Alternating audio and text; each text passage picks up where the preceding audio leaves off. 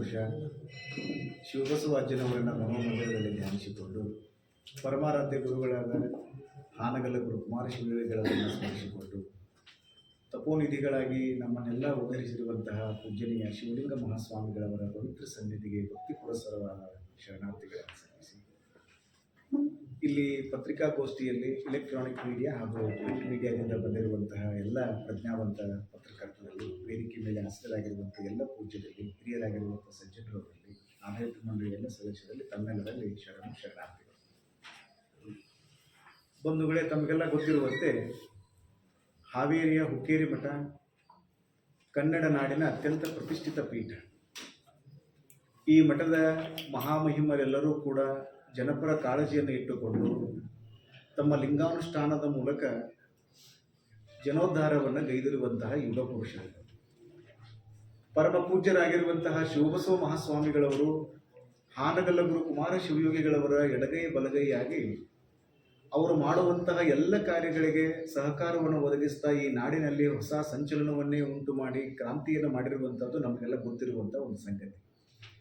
ಅಂತಹ ಪರಮ ಪೂಜ್ಯರ ಶಿಷ್ಯ ಶ್ರೇಷ್ಠರಾಗಿರುವಂಥವರು ಪರಮ ಪೂಜ್ಯರಾಗಿರುವಂತಹ ಶಿವಲಿಂಗ ಮಹಾಸ್ವಾಮಿಗಳವರು ಎಡಗೈಯಲ್ಲಿ ಇಷ್ಟಲಿಂಗವನ್ನು ಹಿಡಿದು ಬಲಗೈಯಿಂದ ಜೋಳಿಗೆಯನ್ನು ಹಿಡಿದು ಹಳ್ಳಿಗೆ ಏಕರಾತ್ರಿ ಪಟ್ಟಣಕ್ಕೆ ಪಂಚರಾತ್ರಿ ಎನ್ನುವಂತೆ ಸಂಚರಿಸಿ ಈ ನಾಡನ್ನು ಉದ್ಧರಿಸಿರುವಂಥದ್ದು ನಮಗೆಲ್ಲರಿಗೂ ಗೊತ್ತಿರುವಂಥ ಒಂದು ಸಂಗತಿ.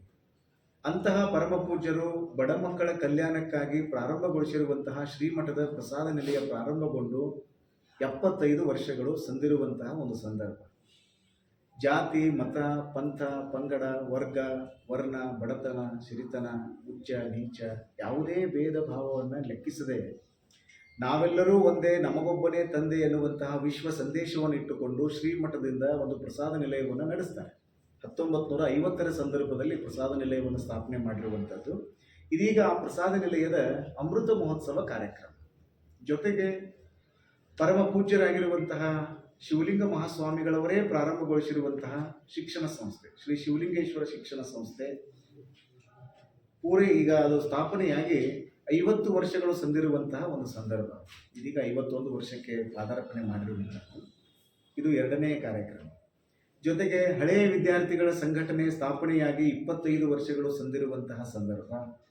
ನಮ್ಮ ನಾಡಿನ ಅತ್ಯಂತ ಕ್ರಿಯಾಶೀಲ ಯತಿವರೇಣ್ಯರಾಗಿರುವಂತಹ ಶ್ರೀಮನ್ನಿರಂಜನ ಪ್ರಣವ ಸ್ವರೂಪಿ ಸದಾಶಿವ ಮಹಾಸ್ವಾಮಿಗಳವರು ಚಿನ್ಮಯಾನುಗ್ರಹ ದೀಕ್ಷೆಯನ್ನು ಸ್ವೀಕರಿಸಿ ನಿರಂಜನ ಪಟ್ಟಾಧಿಕಾರ ದೀಕ್ಷೆಯನ್ನು ಸ್ವೀಕಾರಗೊಳಿಸಿ 15 ವರ್ಷಗಳು ಸಂದಿರುವಂತಹ ಶುಭ ಸಂದರ್ಭದಲ್ಲಿ ಏನನ್ನಾದರೂ ಹೊಸದಾಗಿ ಒಂದು ಕಾರ್ಯಕ್ರಮವನ್ನು ಮಾಡಬೇಕು ಅನ್ನುವಂಥ ಹಿನ್ನೆಲೆಯಲ್ಲಿ ಪರಮ ಪೂಜ್ಯರು ಸಂಕಲ್ಪವನ್ನು ಇಟ್ಟುಕೊಂಡಾಗ ಎಲ್ಲ ಭಕ್ತರು ಸೇರಿಕೊಂಡು ಅಜ್ಜಾರು ನಮ್ಮ ಸಲುವಾಗಿ ಇಷ್ಟೆಲ್ಲ ಓಡಾಡಿ ಕೆಲಸ ಮಾಡ್ತಾರೆ ಅಂದರೆ, ಹಿಂದಿನ ಪರಮ ಪೂಜ್ಯರಿಗೆ ನಾವು ಯಾವ ರೀತಿಯಾಗಿ ಬೆಳ್ಳಿಯ ತುಲಾಭಾರ ಮಾಡಿದ್ವಿ, ಬಂಗಾರದ ತುಲಾಭಾರವನ್ನು ಮಾಡಿದ್ವಿ, ಈಗಿನ ಪರಮ ಪೂಜ್ಯರಿಗೂ ನಾವು ಬೆಳ್ಳಿ ತುಲಾಭಾರವನ್ನು ಮಾಡಬೇಕು ಅಂತ ಹೇಳಿ ಎಲ್ಲ ಶ್ರೀಮಠದ ಆಡಳಿತ ಮಂಡಳಿಯ ಸದಸ್ಯರು ಭಕ್ತರೆಲ್ಲ ಬಂದು ಪೂಜ್ಯರ ಹತ್ರ ನಿವೇದನೆ ಮಾಡಿಕೊಂಡಾಗ ಪರಮ ಪೂಜ್ಯರು ಒಂದೇ ಒಂದು ಮಾತನ್ನು ಭಾಳ ಸ್ಪಷ್ಟವಾಗಿ ಹೇಳ್ತಾರೆ, ನನಗೆ ಬೆಳ್ಳಿಯ ತುಲಾಭಾರ ಬೇಕಾಗಿಲ್ಲ, ಮಾಡಬಾರ್ದು ಅಂತ ಪರಮ ಪೂಜ್ಯರು ನಯವಾಗಿ ಭಕ್ತರ ವಿನಂತಿಯನ್ನು ತಿರಸ್ಕಾರ ಮಾಡಬೇಕು ಅನ್ನುವಂಥ ಸಂದರ್ಭದಲ್ಲಿ ಎಲ್ಲರಿಗೂ ಹೇಳಿದಾಗ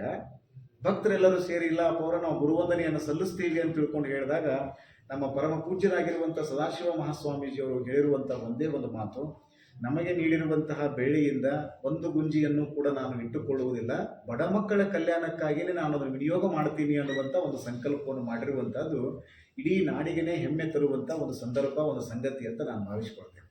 ಆ ಒಂದು ಹಿನ್ನೆಲೆಯಲ್ಲಿ ಈ ಕಾರ್ಯಕ್ರಮದ ನಿಮಿತ್ತವಾಗಿ ಸುಮಾರು 75 ಹಳ್ಳಿಗಳನ್ನು ಪರಮ ಪೂಜ್ಯರು ಜನಜಾಗೃತಿ ಕಾರ್ಯಕ್ರಮವನ್ನು ಮಾಡಬೇಕು, 75 ಹಳ್ಳಿಗಳಲ್ಲಿ ಸಂಚರಿಸಿ ಅನ್ನುವಂಥ ಒಂದು ಸಂಕಲ್ಪವನ್ನು ಇಟ್ಟುಕೊಂಡು ತಾವೆಲ್ಲ ನೋಡ್ತಾ ಇದ್ದೀರಿ.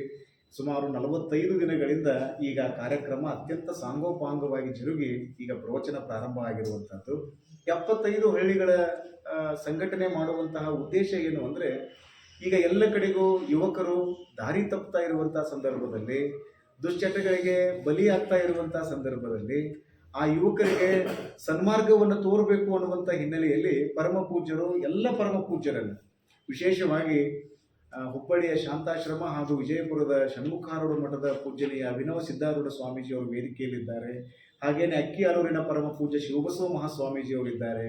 ಹಳ್ಳಿಯ ಸಂಘಟನೆಯ ಜವಾಬ್ದಾರಿಯನ್ನು ತೆಗೆದುಕೊಂಡಿರುವಂತಹ ಮಣಕವಾಡದ ಪರಮ ಪೂಜ್ಯ ಅಭಿನವ ಮೃತ್ಯುಂಜಯ ಸ್ವಾಮೀಜಿಯವರು ಕೂಡ ವೇದಿಕೆಯಲ್ಲಿದ್ದಾರೆ. ಹಾಗೆಯೇ ಸೇವಾ ಸಂಕಲ್ಪವನ್ನು ಪೂರ್ಣಗೊಳಿಸ್ತಾ ಇರುವಂತಹ ನಮ್ಮ ಮೂಲೆಗದ್ದಿಯ ಅಭಿನವ ಚನ್ನಬಸವ ಸ್ವಾಮೀಜಿಯವರು ವೇದಿಕೆಯಲ್ಲಿದ್ದಾರೆ. ಹಾಗೂ ಎಲ್ಲ ಸಾಧಕ ಪರಮ ಪೂಜ್ಯ ಮಹಾಸ್ವಾಮೀಜಿಯವರನ್ನು ಕರೆದುಕೊಂಡು ಪರಮ ಪೂಜ್ಯರು ಕೈಯಲ್ಲಿ ಒಂದು ಜೋಳಿಗೆಯನ್ನು ಹಿಡಿದು ಹಳ್ಳಿಗಳನ್ನು ಸಂಚಾರ ಮಾಡಿದರು. ಯಾಕೆ ಸಂಚಾರ ಮಾಡಿದರು ಅಂತಂದರೆ, ಮಕ್ಕಳು ಈಗ ಮಾದಕ ವ್ಯಸನಗಳಿಗೆ ಬಲಿಯಾಗಿ, ದುಶ್ಚಟಗಳಿಗೆ ಬಲಿಯಾಗಿ ತಮ್ಮ ಶರೀರದ ಸ್ವಾಸ್ಥ್ಯವನ್ನು, ಆತ್ಮಸ್ವಾಸ್ಥ್ಯವನ್ನು ಅವರು ಕಳೆದುಕೊಳ್ತಾ ಇರುವಂಥ ಸಂದರ್ಭದಲ್ಲಿ ನಾವು ಸದೃಢ ಸಮಾಜವನ್ನು ಕಟ್ಟಬೇಕು ಅನ್ನುವಂಥ ಹಿನ್ನೆಲೆಯಲ್ಲಿ ಪರಮ ಪೂಜ್ಯರು ಹಳ್ಳಿಗಳನ್ನು ಸಂಚರಿಸಿ ರೊಕ್ಕ ರೂಪಾಯಿ ಕಾಳು ಕಡಿಗಾಗಿ ಅವರು ಜೋಳಿಗೆಯನ್ನು ಹಿಡಿಯಲಿಲ್ಲ. ಅವರು ಭಕ್ತರು, ಯುವಕರು ತಮ್ಮ ದುಶ್ಚಟಗಳನ್ನು ನನ್ನ ಜೋಳಿಗೆಯೊಳಗೆ ಹಾಕಲಿ ಅನ್ನುವಂಥ ಉದ್ದೇಶಕ್ಕಾಗಿ ಆ ಕಾರ್ಯಕ್ರಮವನ್ನು ಪೂರ್ಣಗೊಳಿಸಿರುವಂಥದ್ದನ್ನು ನೋಡಿದರೆ ನಿಜಕ್ಕೂ ಇಡೀ ಕನ್ನಡ ನಾಡೇ ಪರಮ ಪೂಜ್ಯರಿಗೆ ನಾವು ಅಭಿನಂದನೆಯನ್ನು ಸಲ್ಲಿಸುವಂಥ ಒಂದು ಸಂದರ್ಭದಲ್ಲಿ ನಾವೆಲ್ಲ ಇದ್ದೇವೆ. ಅದು ಅತ್ಯಂತ ಯಶಸ್ವಿಯಾಗಿ ಆ ಕಾರ್ಯಕ್ರಮ ಪೂರ್ಣಗೊಂಡು ಆ ಕಾರ್ಯಕ್ರಮದ ಉದ್ದೇಶ